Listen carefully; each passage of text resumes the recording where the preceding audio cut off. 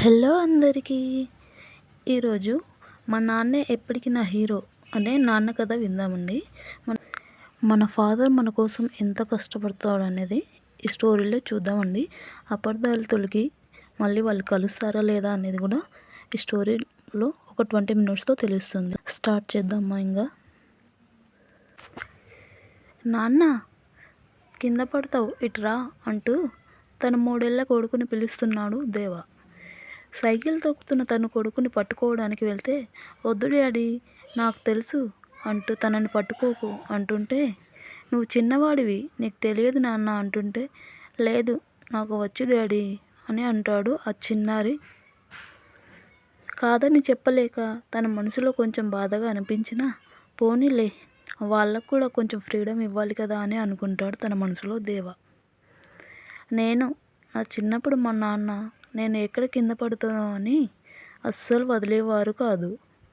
నేను ముందుకు వెళ్తూ ఉంటే నా వెనకే ఉండేవారు. నాన్న ఎక్కడున్నారో తెలిసింది. రేపు వెళ్ళి నాన్నని నాతో పాటే ఇంటికి తీసుకువస్తా. నేను ఎంత తప్పు చేశానో నాకు అర్థమైంది. రేపే మీ దగ్గరికి వస్తున్నా నాన్న అంటూ సైకిల్ తొక్కుతున్న తన కొడుకుని చూసి వెంటే వెళ్ళాడు దేవ. ఎంత వాడు వద్ద అన్నా కూడా నా భయం నాది. నా కొడుకు ఎక్కడ కింద పడతాడో అని నేను కూడా మా నాన్నని ఎన్నోసార్లు ఇలాగే అన్నాను. ఎప్పుడు నన్ను ఒక్క మాట కూడా అనేవారు కాదు. ఒక్క దెబ్బ కూడా వేసేవారు కాదు. ఎప్పుడు నేనేం అడిగినా లేదు, కాదు అనకుండా తెచ్చి ఇచ్చేవారు. కానీ అది తేవడానికి నాన్న ఎంత కష్టపడుతున్నారనేది నేనెప్పుడూ పట్టించుకోలేదు. ఇంతకీ నేను ఎవరు అని అనుకుంటున్నారు కదా? నా పేరు దేవ. ఇది నా కథ. నా మాటల్లోనే వినండి. దేవ వాళ్ళ నాన్నని ఎంత అపార్థం చేసుకున్నాడనేది ఆయన దూరం అయ్యాకనే తను తెలుసుకుంటాడు. ఇప్పుడు తన మాటల్లోనే స్టోరీని విందాం రండి. మా అమ్మ నేను పుట్టగానే చనిపోయిందంట. నాన్నే నన్ను అప్పటి నుంచి కష్టపడి పెంచారు. ఇరుగు పొరుగు వారు, మా బంధువులు ఎన్నిసార్లు నాన్నని మళ్ళీ పెళ్లి చేసుకో అని, నీ బిడ్డకి అమ్మ వస్తుంది, నీకు భార్య వస్తుంది అంటే, నాకు భార్య వస్తుందేమో కానీ నా బిడ్డకి తల్లి ఎప్పటికీ రాదు. ఒకవేళ వచ్చినా కన్నతల్లిలా ఎప్పటికీ చూడలేరు. ఒకవేళ చూసినా తనకు పిల్లలు పుట్టాక కొంచెమైనా మార్పు వస్తుంది, స్వార్థం పెరుగుతుంది. అప్పుడు నా కొడుకు అనాథ అవుతాడు. అదంతా వద్దు. నాకు నా కొడుకు ఏం బరువు కాదు. వాడికి అన్నీ నేనే అయి పెంచుతాను అమ్మగా నాన్నగా అని అనేవారు అంట. అమ్మలా జోలపాడి స్నానం చేయించి తినిపించి పడుకోబెట్టేవారంట. తనని తీసుకుని పనికి వెళ్ళేవారు. రాత్రిళ్ళు అమ్మ గుర్తుకు వచ్చి ఏడిస్తే నాన్నకి ఏం చేయాలో తెలియక, ఎలా ఊరుకోబెట్టాలో తెలియక ఏడ్చేవారంట. ఒక బిడ్డకి కన్నతల్లి లేకపోతే ఇన్ని బాధలు ఉంటాయా? అమ్మగా తను ఒక బిడ్డ ఆలనా పాలనా చూసుకునే విధానం, తనని తెల్లవార్లు నిద్ర లేకుండా ఒక చంటి బిడ్డని పెంచడం అంత సులువైన పని కాదు అని అర్థమయ్యింది. ఒక్కోసారి పెళ్లి చేసుకుని నా కోసం అమ్మని తెద్దామనుకున్నా, మళ్ళీ వచ్చిన ఆమె నన్ను మళ్ళీ సరిగా చూడకపోతే అమ్మో వద్దు అని ఎంత కష్టమైనా తానే పెంచాలని డిసైడ్ అయ్యి, పుట్టినప్పటి నుంచి నాన్నే నాకు అమ్మై పెంచారు. కానీ కొంచెం పెద్దయ్యాక నాకు అప్పుడు ఏం తెలియక అందరి దగ్గర ఏది ఉంటే నాకు అది కావాలని మారం చేసినా నాన్న ఎప్పుడూ కోప్పడలేదు. అది ఎంత కష్టమైనా తెచ్చేవారు. తనకి ఎంత కష్టమైనా కానీ నేను ఎప్పుడు నాన్నని సరిగా అర్థం చేసుకోలేదు అని ఇప్పుడు నేను నాన్నని అయ్యాకే అర్థమవుతుంది. నేను 5వ తరగతికి వచ్చాక సైకిల్ కావాలంటే కొనిచ్చారు. ఇంట్లోకి ఏం కావాలన్నా తెచ్చేవారు. కానీ ఆ క్షణంలో నేను ఏదీ ఆలోచించలేదు. నా సంతోషం మాత్రమే ఆలోచించాను. 10వ తరగతిలో మొబైల్ కావాలంటే ఆన్లైన్ క్లాసులు అంటే తెచ్చారు. కానీ ఎప్పుడు ఆన్లైన్ క్లాస్‌కి వాడలేదు సరిగా. ఏదోలా 10వ తరగతి పాస్ అయితే అయ్యాను. నేను ఇంటర్‌కి వచ్చాక బైక్ కావాలని అడిగితే మొదటిసారి నాన్న మొదట్లో వద్దు అన్నారు. కానీ ఎందుకు వద్దు అంటున్నారో అర్థం కాకపోయినా అందరి దగ్గర ఉన్నాయి, నా దగ్గరే లేవు అంటూ ఆ రాత్రి నేను అన్నం తినకుండా పడుకున్నాను. నాన్న నన్ను ఎంతో బ్రతిమలాడినా నేను పంతం కొద్దీ తినకుండానే పడుకున్నాను మొదటిసారి. ఉదయం లేచాక కూడా నేను నాన్నతో మాట్లాడలేదు. నాన్న బాధగా నా దగ్గరికి వచ్చి కొద్ది రోజులు సమయం ఇమ్మన్నారు. ఒక వారం రోజులు. నేను సరే అన్నాను. నాన్న అందరి దగ్గర అప్పు అడిగారంట వాటి కోసం. కానీ అంత డబ్బు సర్దుబాటు కాలేదు అని నాకు తర్వాత తెలిసింది. వారం రోజులు గడిచిపోయాయి. నేను కాలేజీ నుండి వచ్చి ఫుడ్ తిని నాన్న కోసం చూస్తూ ఉన్నా. నాన్న రానే వచ్చారు. నేను సంతోషంగా నాన్న దగ్గరికి వెళ్ళి, నాన్న డబ్బు సర్దుబాటు అయ్యిందా అని అడిగాను. నాన్న లేదు నాన్న, ఇంకొంచెం సమయం కావాలి అన్నారు. నాకు చాలా కోపం వచ్చేసింది. కోపంలో నాన్నని ఏదేదో అనేశాను. మీరు అస్సలు నా తండ్రియేనా? మా అమ్మ బ్రతికి ఉంటే నేను ఏది అడిగినా మా అమ్మ నా కోసం తెచ్చేది. మీరు ఎందుకు బ్రతికి ఉన్నారో అమ్మకి బదులుగా మీరైనా పోలేదు. అమ్మ బ్రతికి ఉంటే బాగుండేది అని అంటూ ఇంట్లోకి వెళ్ళి అటు ఇటు తిరుగుతూ ఉన్న కోపం ఏమాత్రం తగ్గటం లేదు. అప్పటికే నాన్న కళ్ళల్లో నీళ్లు జారిపోతున్నాయి. నేను అవేమీ పట్టించుకోకుండా మళ్ళీ బయటికి వచ్చి, అస్సలు నన్నెందుకు కన్నారు? నా కోసం ఏం చేయలేనప్పుడు ఎందుకు కనడం? నా కోసం మీరు ఏం చేశారు? అందరూ నాన్నలు వాళ్ళ పిల్లలకి ఏది కావాలన్నా కొనిస్తారు. నా ఫ్రెండ్స్ దగ్గర ఉండి నా దగ్గర లేకపోతే ఎంత అవమానం మీకేం తెలుసు అంటూ ఏదేదో అనేశాను. నాన్న ఒక్కసారిగా కుప్పకూలిపోయారు. కానీ నేను ఏది పట్టించుకోకుండా నా గదికి వెళ్ళి లాక్ వేసుకున్నాను. అప్పటికి నాన్న మళ్ళీ వచ్చి, ఇంకొక వారం రోజులు గడువు ఇవ్వు నాన్న అంటూ అడిగితే, ఇంకో దారి లేక మీ ఇష్టం వచ్చినట్టు చేసుకోండి అని బయటికి వెళ్ళి నా ఫ్రెండ్ రాజ్కి కాల్ చేసి, రాజ్ నా మనసేం బాలేదురా అంటే వాడు పబ్కి తీసుకువెళ్ళాడు. అక్కడ వాడు ఎంత చెప్తున్నా ఫుల్గా తాగేశా. అలాగే తోలుతూ ఇంటికి వచ్చేసరికి నాన్న నా కోసమే ఎదురు చూస్తూ ఉన్నారు. నేను తాగిన మత్తులో ఏ ఇంకా పడుకోలేదా? నేనేం ఇంకా చావలేదులే అంటూ నా గదికి వెళ్ళిపోయాను. నాన్న ఏడుస్తూ ప్లేట్లో అన్నం పెట్టుకొని వచ్చి, తిను నాన్న, ఎప్పుడు తిన్నావో అంటూ ప్రేమగా నాకు తినిపిస్తున్నారు. నాకు వద్దు వద్దు అంటూనే కడుపులో పేగులు అరుస్తుంటే ప్లేట్ మొత్తం ఖాళీ చేశాను. నాన్న చేతులు కడుక్కొని వెళ్తుంటే నాన్న చేతిని పట్టుకొని ఏదేదో వాగేస్తూ నాన్న ఒడిలోనే పడుకున్నాను. నాన్న రాత్రి ఏం తినకుండానే పడుకున్నారు. ఉదయం లేచేసరికి నేను నాన్న ఒడిలోనే పడుకున్నాను. ఛీ, ఎదవ బతుకు అనుకుంటూ బయటికి వెళ్ళిపోయాను. కొద్దిసేపటికి నాన్న వచ్చి, నాన్న వంట అయింది, వచ్చి భోజనం చేయరా అంటే, నాకేం వద్దు, మీరే కూర్చొని తినండి అంటూ తిరిగి చూడకుండానే బయటికి వెళ్ళిపోయాను. నాన్న ఏడుస్తూ నా వైపు చూస్తూనే ఉన్నారు. అది నాకు తెలుస్తున్న సమయం 8:30 అయ్యేసరికి కాలేజ్కి రెడీ అయ్యి బయలుదేరుతుండగా నాన్న వచ్చి, కనీసం ఈ భోజనం బాక్స్ అయినా తీసుకెళ్ళు నాన్న అంటుంటే, నాకేం అక్కర్లేదు అనుకుంటూ అలాగే వెళ్ళిపోయా. అలా ఇంకో వారం రోజులు అయిపోతున్నాయి.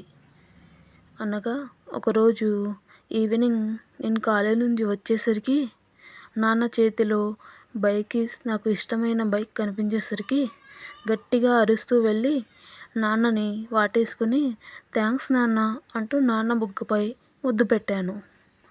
నాన్నలో ఎలాంటి చలనం లేదు. అప్పటికి మేము మాట్లాడక వారం రోజులు అయ్యింది. నాన్న అమ్మా అంటూ ఒక అడుగు వెనక్కి వేశారు. అప్పుడు ఎందుకు అలా అన్నారో అర్థం కాలేదు నాకు. నాన్న బైక్ తెచ్చారు అన్న సంతోషంలో అవేమీ పట్టించుకోలేదు. నాన్న నాకు డబ్బులు కావాలి, ఫ్రెండ్స్‌కి పార్టీ ఇవ్వాలి అంటే తన జేబులో నుండి 2000 తీసి ఇచ్చారు. నేను వాటిని చూసి, నాన్న ఏంటిది 2000 ఏం సరిపోతాయి అని 5000 అయినా ఇవ్వు అన్నాను. నాన్న మారు మాట్లాడకుండా 5000 నా చేతిలో పెట్టాడు. నేను ఏమాత్రం ఆలస్యం చేయకుండా వెళ్ళి బైక్ తీసుకొని నా ఫ్రెండ్ రాజ్ దగ్గరికి వెళ్ళాను నా బైక్ చూపించడానికి. నేను నైట్ 12 అవుతుండగా ఇంటికి వచ్చాను. నాన్న అలాగే పడుకున్నారు. తన మొహం చూస్తే నీరసంగా ఉన్నట్టు అనిపించింది. కానీ నాకు ఆకలి వేస్తుంది ముందు అని వెళ్ళి కిచెన్లో చూసా. ఏమీ వండినట్టు లేవు. ఆకలేమో దంచేస్తుంది. ఏం చేయను అనుకుంటూ వెళ్ళి నాన్న నాన్న అన్నా కూడా తన దగ్గర నుండి ఎలాంటి చలనం లేదు. ఇంకా తనని డిస్టర్బ్ చేయకుండా ఫ్రిడ్జ్లో ఉన్న ఫ్రూట్స్ తీసుకొని తిన్నాను. మర్నాడు ఉదయం నాన్న ఎలాగో లేచి వంట చేస్తున్నారు. నేను లేచేసరికి టీ అంటూ వచ్చారు నా గదికి. అది తీసుకొని తాగి నేను స్నానానికి వెళ్ళిపోయాను.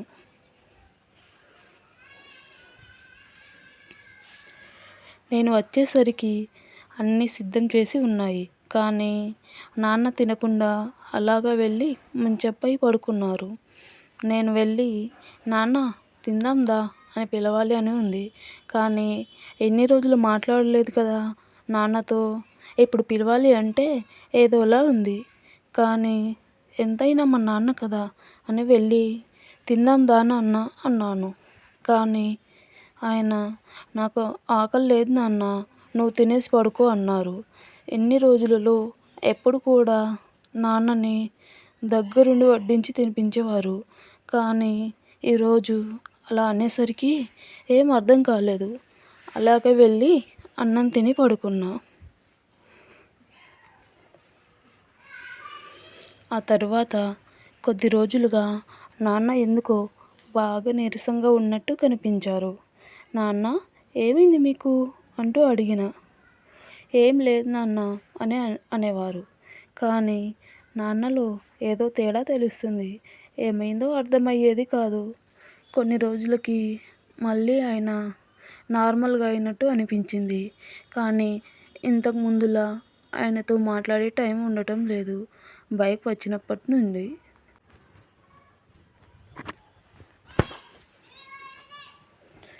అలా కొద్ది రోజులకు నేను నా ఫ్రెండ్స్ బైక్ రేస్ పెట్టుకొని అనుకోకుండా యాక్సిడెంట్ అయ్యి నాకు దెబ్బలు బాగా తగిలాయి. ఆ విషయం మా నాన్నకి నా ఫ్రెండ్ చెప్పడంతో ఏడుస్తూ నాన్న హాస్పిటల్కి వచ్చారు. నన్ను చూసి ఇంకా గట్టిగా ఏడుస్తూ ఎందుకురా ఎందుకు ఇలా చేసావు అంటూ నా చెయ్యి పట్టుకుని ఏడుస్తున్నారు. నేను స్పృహలో లేను. ఆయన ఏమన్నది నాకు వినిపించదు. ఒక వారం రోజుల తర్వాత నన్ను ఇంటికి తీసుకువచ్చారు. నాన్నే నన్ను దగ్గరుండి ప్రతి ఒక్కటి చేస్తున్నారు. తినిపించడం, వాష్రూమ్కి తీసుకెళ్ళడం. కొద్ది రోజులకి నాన్న తన భుజాలపై నా చేతిని వేసుకుని తన సపోర్ట్గా ఉంటూ నన్ను నడిపిస్తున్నారు. నేను 3 నెలలకి మళ్ళీ కొద్ది కొద్దిగా నడవడం చేస్తున్నా. ఒకరోజు ఇంటి ముందు నా ఫేవరెట్ బైక్ కనిపించలేదు. అంతే గట్టిగా నాన్న అంటూ పిలవగానే నాన్న ఇంట్లో నుండి పరిగెత్తుకుంటూ వచ్చారు.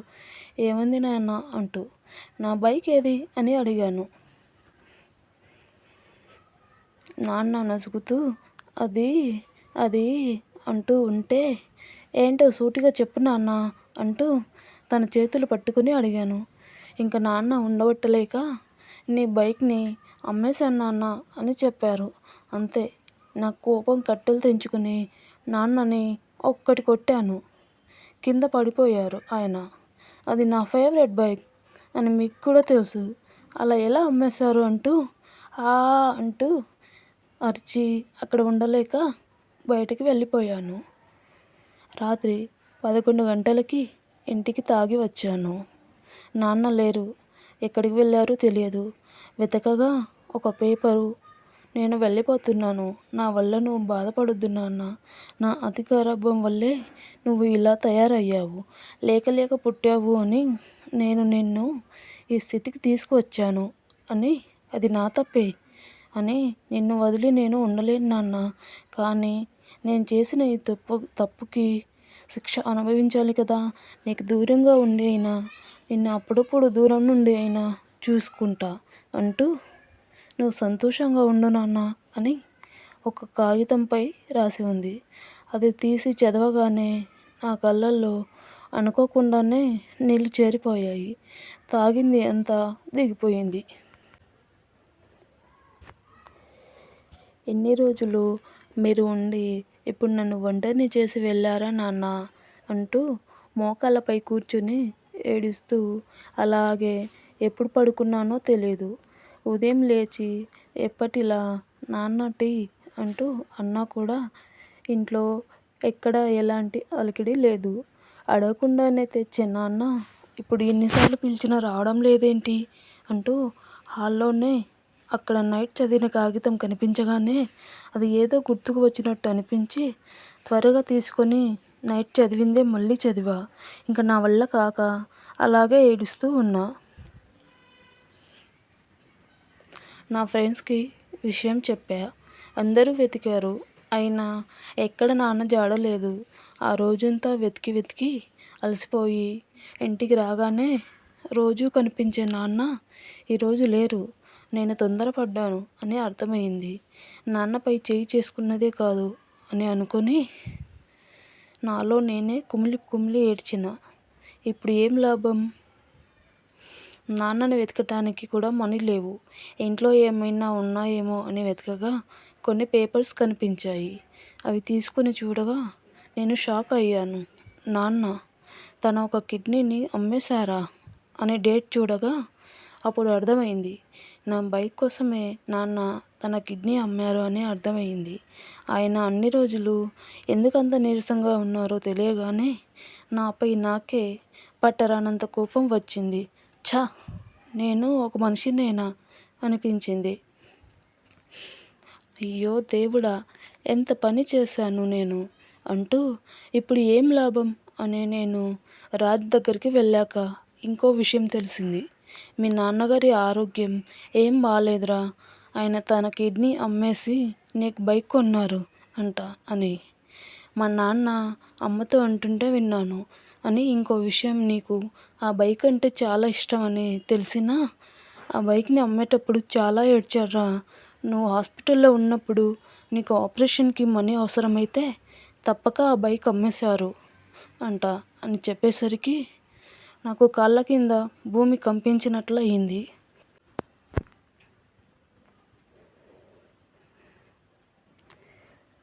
నేనెంత తప్పు చేశానో అర్థమయ్యి తల పట్టుకున్నా ఏం లాభం లేదు. ఇప్పుడు అంతా అయిపోయాక ఏం చేయలేను. అలా కొద్ది రోజులకు చాలా కష్టపడి పార్ట్ టైం జాబ్ చేస్తూ చదువుకొని మంచి జాబ్ తెచ్చుకొని ఆఫ్టర్ 2 ఏళ్ల తర్వాత పెళ్లి చేసుకున్నా. ఇప్పుడు నాకు 3 ఏళ్ల కొడుకు. వాడికి మా నాన్న పేరే పెట్టుకున్నా, రమణ. నన్ను అర్థం చేసుకునే భార్య దొరికింది. ఈ మధ్యనే నాన్న ఒక అనాథాశ్రమంలో ఉన్నారు అని తెలిసింది. రేపే వెళ్తున్నా. మరుసటి రోజు హడావిడిగా నా భార్య కొడుకుతో పాటు రాజ్ ఫ్యామిలీ కూడా వచ్చారు. కానీ అంతకు 2 ఏళ్ల ముందే ఆయన చనిపోయారని చెప్పేసరికి నాకు దుఃఖం ఆగలేదు.